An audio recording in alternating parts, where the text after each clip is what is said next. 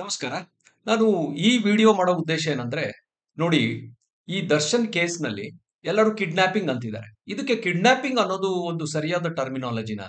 ಇಲ್ಲ ಇದಕ್ಕೆ ಕಾನೂನು ಪ್ರಕಾರ ಬೇರೆ ಏನಾದರೂ ಟರ್ಮಿನಾಲಜಿ ಯೂಸ್ ಮಾಡ್ಬೇಕಾ? ಮತ್ತೆ ಈ ಕೇಸ್‌ನಲ್ಲಿ ಇದು ಕೊಲೆ ಅಂತ ಹೇಳೋದು ಸರಿನಾ?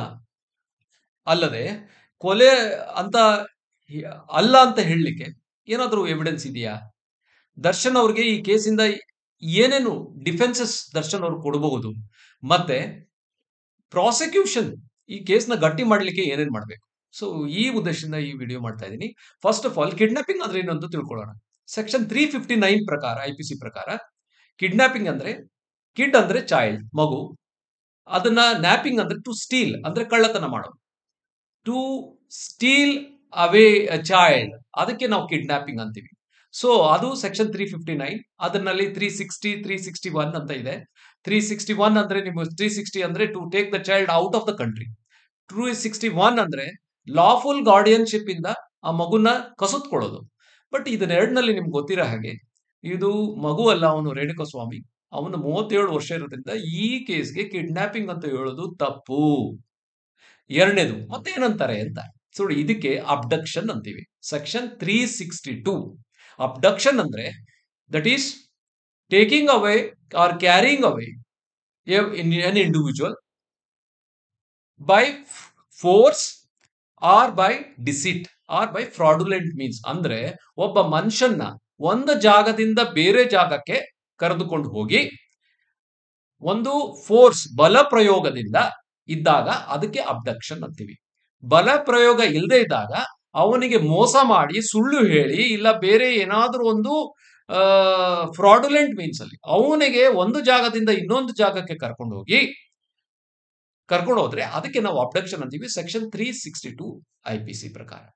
ಸೊ ಎಲ್ಲದಕ್ಕಿಂತ ಈ ಅಬ್ಡಕ್ಷನ್ ಅನ್ನೋದು ಒಂದು ಜಾಗದಿಂದ ಬೇರೆ ಜಾಗಕ್ಕೆ ಕರ್ಕೊಂಡು ಹೋದ್ರೆ ಅಬ್ಡಕ್ಷನ್ ಆಗೋದು, ಬಟ್ ಇದಕ್ಕೆ ಪನಿಷ್ಮೆಂಟ್ ಇರೋದಿಲ್ಲ. ಬಟ್ ನೀವು ಈ ಅಬ್ಡಕ್ಷನ್ ಮಾಡಿ ಅವನ ಒಂದು ಜಾಗದಿಂದ ಬೇರೆ ಜಾಗಕ್ಕೆ ಸುಳ್ಳೇಳಿನೋ ಮೋಸ ಮಾಡಿನೋ ಇಲ್ಲ ಅವನಿಗೆ ಬಲ ಪ್ರಯೋಗ ಮಾಡಿ ಇನ್ನೊಂದು ಜಾಗಕ್ಕೆ ಕರ್ಕೊಂಡು ಹೋಗಿ ನಿಮ್ಮ ಉದ್ದೇಶ ಅವನ ಮೇಲೆ ಏನಾದರೂ ಒಂದು ಅಪರಾಧ ಮಾಡಲಿಕ್ಕೆ, ಇಲ್ಲ ಅವನೊಂದು ಏನಾದ್ರು ಚಿನ್ನ ಕಸಿದುಕೊಳ್ಳಿಕ್ಕೋ ಇಲ್ಲ ಆಸ್ತಿ ಕಳಿಸ್ಕೊಳ್ಳಿಕ್ಕೋ ಇಲ್ಲ ಅವನ್ನ ಸಾಯಿಸುವ ಉದ್ದೇಶದಿಂದ ಏನಾದ್ರೂ ಇದ್ರೆ that will be called as an abduction. Abduction ಅವನ ಸಾಯಿಸುವ ಉದ್ದೇಶದಿಂದ ಮಾಡಿದ್ರೆ that is abduction with intention to murder. ಅವಾಗ 364 ಐಪಿಸಿ ಬರುತ್ತೆ. ಈ ದರ್ಶನ್ ಕೇಸ್ ನಲ್ಲಿ ಅದೇ ಆಗಿರೋದು. It is not called kidnapping. ಇದಕ್ಕೆ ನಾವು abduction with intention to murder. ಇದು ಪೊಲೀಸ್ ಅವರಿಗೆ ಇರತಕ್ಕಂತ ಒಂದು ಚಾಲೆಂಜ್. ಏನಂದ್ರೆ ಈ ದರ್ಶನ್ ಯಾಕಂದ್ರೆ ನಾವು ಸಿಸಿಟಿವಿ ನೋಡಿದ್ದೇವೆ. ನಾವು ಆ ರೇಣುಕಾಸ್ವಾಮಿ ಅವನಾಗೆ ಒಂದು ಕಾರಲ್ಲಿ ಕೂತ್ಕೋತಾನೆ. ಇವನಿಗೆ ಕೈ ಕಾಲು ಕಟ್ಟಿರೋದಿಲ್ಲ. ಇವನ ಒಂದು ಹೋಟೆಲ್ ತುಮಕೂರಲ್ಲಿ ಊಟ ತಿಂಡಿ ಮಾಡಿಸ್ತಾರೆ. ಅಲ್ಲಿಂದ ಒಂದು ಶೆಡ್ ಕರ್ಕೊಂಡು ಹೋಗ್ತಾರೆ. ಈಗ ದರ್ಶನ್ ಸಾಮಾನ್ಯವಾಗಿ ಡಿಫೆನ್ಸ್ ಕೊಡೋದು, ಇಲ್ಲ ನಾವು ಅವ್ನ ಬುದ್ಧಿ ಹೇಳಕ್ ಕರ್ಸಿದ್ವಿ, ನಾವೇನು ಕಿಡ್ನಾಪ್ ಮಾಡಿಲ್ಲ, ಕರ್ಕೊಂಡು ಹೋಗಿ ಫ್ರೆಂಡ್ಲಿ ಆಗಿ ಕರ್ಕೊಂಡು ಬಂದ್ವಿ ಅಂತ ಈ ರೀತಿ ಡಿಫೆನ್ಸಸ್ ಕೊಡೋದು ಸಹಜ.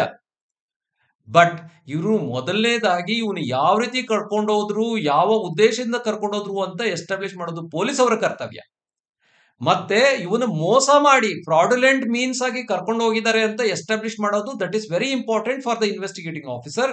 ಅಂಡ್ ಇವರ ಉದ್ದೇಶ ಇದ್ದಿದ್ದು ಸಾಯಿಸ್ಲಿಕ್ಕೆ ಅಂತ ಎಸ್ಟಾಬ್ಲಿಷ್ ಮಾಡಲೇಬೇಕಾಗತ್ತೆ. ಅವಾಗ ಅಬ್ಡಕ್ಷನ್ ಕೇಸ್ ಪ್ರೂವ್ ಮಾಡಬಹುದು. 364 ಐಪಿಸಿ ಪ್ರಕಾರ ಅವಾಗ 10 ವರ್ಷ ಸಜೆ ಆಗತ್ತೆ. ಈಗ ಎರಡನೇ ಭಾಗ ಏನಂದ್ರೆ ಇವರು ನೋಡಿ, ಈಗ ಅವನಿಗೆ ಮರ್ಮಾಂಗಕ್ಕೆ ಏಟು ಬಿದ್ದು ಸತ್ತಿದ್ದಾನೆ ಅಂತ ಡಾಕ್ಟರ್ ಪೋಸ್ಟ್ ಮಾರ್ಟಮ್ ರಿಪೋರ್ಟ್ ಇದೆ. ಸೊ ಈ ಕೇಸ್ನಲ್ಲಿ ಈಗ ತೊಂದರೆ ಆಗೋದು ಅಲ್ಲೇ ತನಿಖಾದಾರಿಗೆ. ಯಾಕಂದ್ರೆ ಇದರಲ್ಲಿ ಹೇಳ್ತಾರೆ ದರ್ಶನ್ ಒಡೆದು ಸಾಯಿಸಿದ್ದಾರೆ ಅಂತ ಹೇಳಲಿಕ್ಕೆ ತುಂಬಾ ಕಷ್ಟ. ಯಾಕಂದ್ರೆ ಈ ದರ್ಶನ್ನೇ ಒಡೆದು ಸಾಯಿಸಿರೋದಕ್ಕೆ ಏನಾದ್ರೂ ಸಿಸಿಟಿವಿ ಎವಿಡೆನ್ಸ್ ಇದ್ರೆ ಇಲ್ಲ ಅವ್ನ ಮೊಬೈಲ್ ಏನಾದ್ರು ರೆಕಾರ್ಡ್ ಮಾಡಿದ್ರೆ ಅದರಲ್ಲಿ ಏನಾದ್ರೂ ಇದ್ರೆ ಮಾತ್ರ it's will be a straight away case to prove Darshan ಇಂದಾನೇ ಅವ್ನು ಸತ್ತಿದ್ದಾನೆ ಅಂತ. ಇಲ್ಲ ಅಂದ್ರೆ ದರ್ಶನ್ ಹೇಳೋದು ಡಿಫೆನ್ಸಸ್ ಕಾಮನ್. ಅಂದ್ರೆ ನಾನು ಅವ್ರಿಗೆ ಸಾಯಿಸು ಅಂತ ಹೇಳಿರ್ಲಿಲ್ಲ, ನಾನು ಅವ್ರಿಗೆ ಬುದ್ಧಿ ಹೇಳಿ ನಾನು ಹೇಳಿ ಆಯ್ತಪ್ಪ ಬಿಟ್ಬಿಟ್ರಪ್ಪ ಅಂತ ಬಂದೆ. ಅವಾಗೂ ಬದುಕಿದ್ದ, ನಾನು ಒಂದ್ 2 ಏಟು ಹೊಡೆದೆ ಅಷ್ಟೇ. ಅದಾದ್ಮೇಲೆ ನಾನು ವಾಪಸ್ ಬಂದು ಆಮೇಲೆ ಇವ್ರು ಕುಟ್ಬಿಟ್ಟು ಏನ್ ಮಾಡಿದಾರೋ ನನಗೆ ಗೊತ್ತಿಲ್ಲ ಅಂತ ಈ ರೀತಿ ಡಿಫೆನ್ಸಸ್ ಕೊಡ್ಬೋದು.